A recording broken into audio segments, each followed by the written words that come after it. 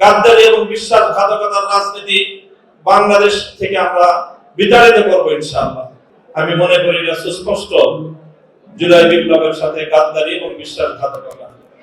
জাতীয় নাগরিক পার্টি বাংলাদেশ এনসিপির সাথে আমরা যেই মোহনাটায় এসে মিলিত হয়েছি সেটা হলো জুলাই বিপ্লবের আকাঙ্ক্ষা। বাংলাদেশে একটি গণভোট হয়ে গেল। আমরা চেয়েছিলাম গণভোটটা আগে হোক, সংসদ নির্বাচনটা পরে হোক।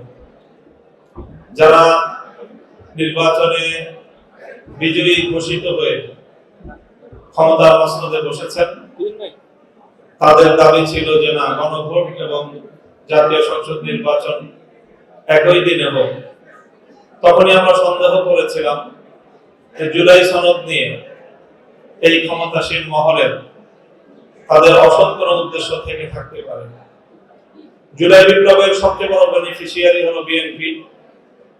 ক্ষমতায় গিয়ে জুলাই সনদের ব্যাপারে, জুলাই সনদ বাস্তবায়নে তারা যে গড়িমসি করছে, আমি মনে করি এটা সুস্পষ্ট জুলাই বিপ্লবের সাথে গাদ্দারি এবং বিশ্বাসঘাতকতা।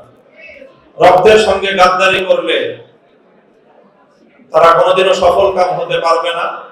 আমরা যারা জুলাই বিপ্লবের অংশীজন, আমাদের আগামী দিনের শপথ হোক যে আমরা যে কোনো মূল্যে জুলাইয়ের শহীদ এবং জুলাইয়ের আহত, জুলাই যোদ্ধাদের এই অর্জনকে রক্ষা করার জন্য আমরা ঐক্যবদ্ধ থাকব।